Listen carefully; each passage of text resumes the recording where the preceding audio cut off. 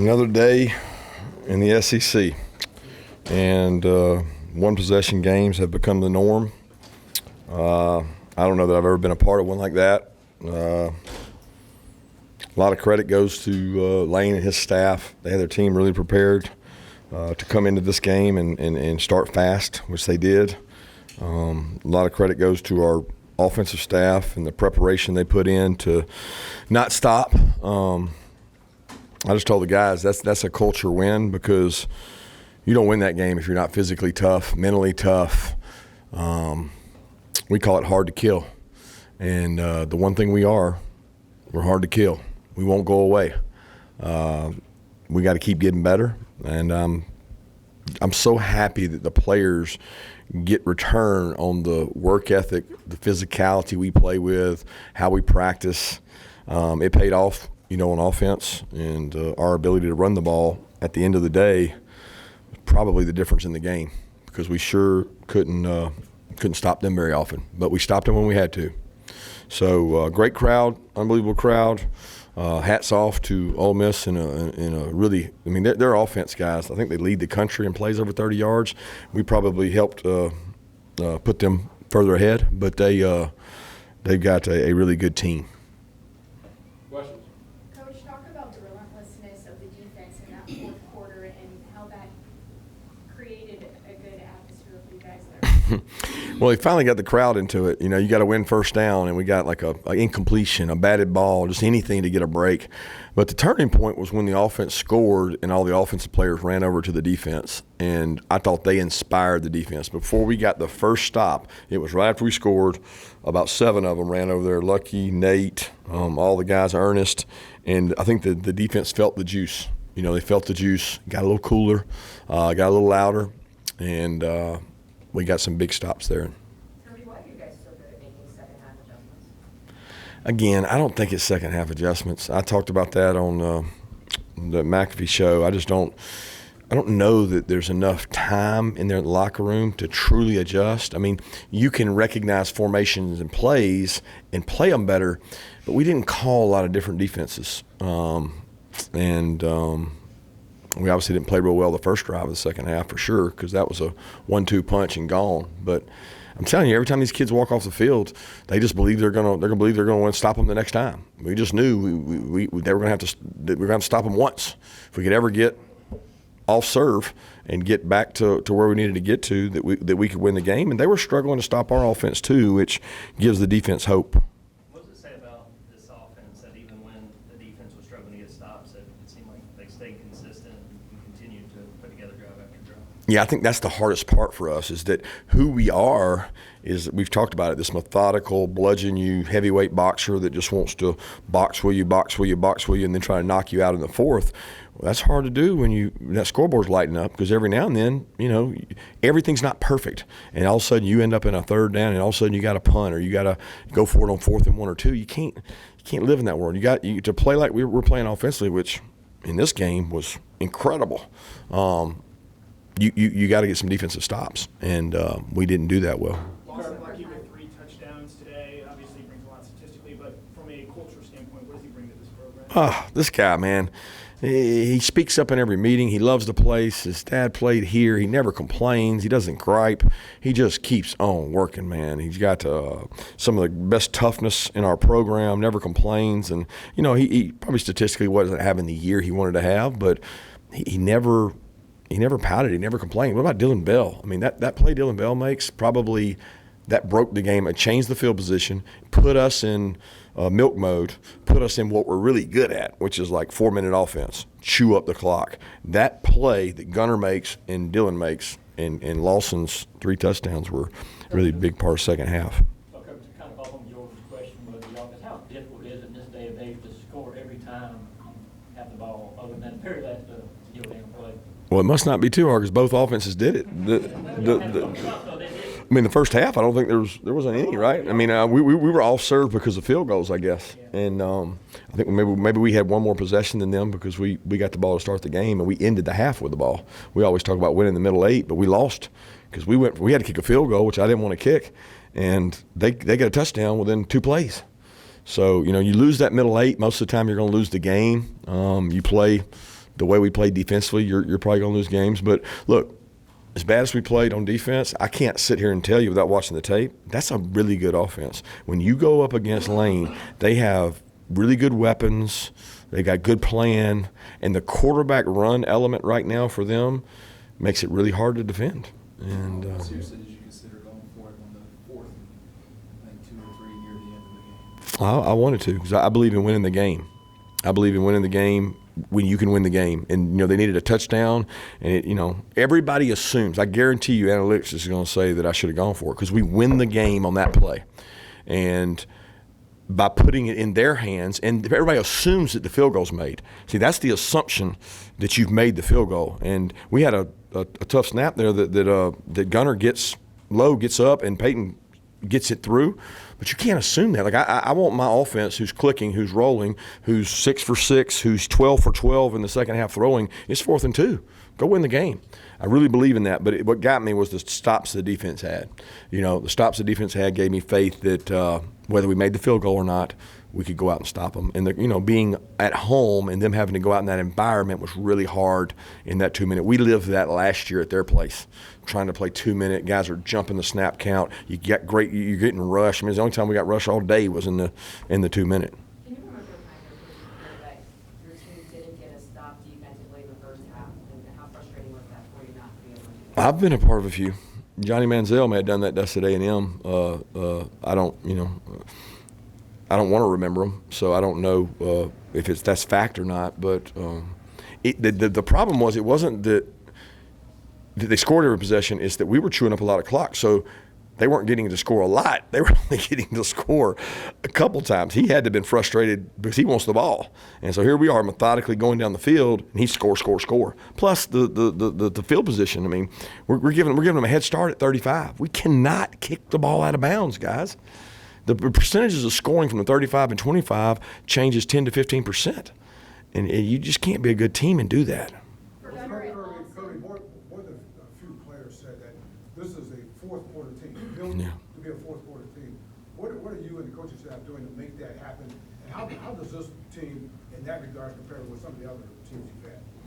Yeah, I don't know. I've always felt like we've got good fourth quarter teams. Like we've always been really a good physical win the game in the fourth quarter team. We just have had so many leads in the fourth quarter because we've been better than everybody else. We've had this distance and this margin that the game didn't come down to one little thing. We're not. Our margins are smaller. The margins are tight everywhere. I mean, go look at these scores all over the league. And we got 2 NFL coaches on our staff, and they said it's every week in the NFL. The SEC is becoming, I'm not talking about the NFL in terms of talent. I'm talking about the way the games go. The clock management, I mean, Lane's the best in the country to me. He always has his 3 timeouts. He always can get an extra possession. He managed the clock beautifully. The clock management within that game, how he went timeout, forced us. We're 2:06. We decided to squib it because we don't want to give him a free timeout. So we burned the clock on the squib to make him not have a free timeout. I mean, it was like textbook stuff going on out there. And, if I squib that and they get it on the 40-yard line, what are y'all going to be saying? But I'm trying to get him not to have that timeout, and it worked. It worked great for us, and he managed it right. And your question is, are we a fourth quarter team? I mean, we have to be because we're behind. We've got to find a way to play better earlier. And the theme this week was fast and free. I wanted the guys to be free from all hostage of a scoreboard. And I don't know that I think offensively we played that way. I don't know that we did defensively. How do you work on eliminating some of those penalties that you had at the cost of them, especially maybe during the week in the bye week? I don't know. What penalties? There were a couple of PIs. Right. So how do you get a PI? That's my parents. Right. So how do you get it? You're getting in the way when they're throwing. You're playing man-to-man. Right. So if you play zone, you let them catch it. You play man-to-man, you might get a 2nd and 10. And right now we're just trying to get a 2nd and 10. So, we get some stops. We won the game in man-to-man. So I'm going to live and die on that sword because if you just give guys free access and stay off of them, which they did, Gunner went 12 for 12. Their guy was 12 for 12 when we played zone. So I'm going to take a PI to get to 3rd down. Gunner and Lawson connecting for 3 touchdowns. Talk to us about seeing that connection between them today. Who? Gunner and Lawson. Yeah, they're great friends. Lawson's one that had the quote last year in the Texas game. I said, I hope you believe in you as much as I believe in you. And they've got a great rapport with each other, and I think that helped. So I don't know if all those plays were designed for him. I know the pop pass was, the RPO was. I don't remember his third one, but those are things that he made big plays when his number was called. What was it like for you in the fourth quarter, Coach? And coaching that game, what's it like for you when there's no margin for error? What's it like from the coach's perspective? Really calm. I'm old, man. I was walking around thinking about what I was going to do. I knew what I was going to do. It's like the old me would have been, running up and down the field, and does you no good. It's just make good decisions in intense moments and make quick decisions. Live with them and go with it. I wanted to show confidence in our defense, which is hard to do right now, but we did by kicking that field goal. Did your team kind of adopt that same mentality that you have when you're calm in the fourth quarter like that? I don't think so. I don't think our team pays attention to that part of it. I mean, I think at halftime we had a really good effect on them because I told the defense, I said, guys, we got them right where we want them. We ain't stopped them yet. We got them right where we want them. We're coming out in the second half, and we're hell in the second half. And then that didn't work, but we kept coming. Any update on Colby Young? Yeah, I should know what it is. It's not good. It's fractured down there. It's broken. I can't remember if it was tibia or fibula. I don't know which one, but it's not good. A lot of positives from tonight, obviously, but what are you going to use this bye week for to work on? Everything. I mean, we got to go to work. We got to get healthy. This was the first game, guys, that we looked over there and said, man, we can give Ernest a blow and put one in. And we stayed fresh. And, we can be really good if this offensive line's healthy because they can lean on people. They just wear people out like an anaconda. Just keep squeezing. And we had, some guys roll in. And that was the first time we were able to do that. Let's go to Mark and Chris. Yeah. Your quarterback, what Man. allows him to never get rattled despite the score? Well, first off, he's got a great coach. Okay, he gets coached the right way. Mike Bobo and Brandon Streeter, they spend a lot of time with those quarterbacks. The play Gunner made today, now guys, he took it to another level because they got a blitz to tackle the back, they got a guy covering the tight end of the flat, and they got a guy running right at him. He pulled the ball, beat the guy blitzing, and then ran for a touchdown. Had some huge scrambles, great throws on time, darts like the throw to Dylan Bell. Let's give credit where credit's due. He's wired for these type moments because he's tough, and his team believes in him. I didn't get to talk about it, but this kid couldn't practice Monday and Tuesday. He literally couldn't practice.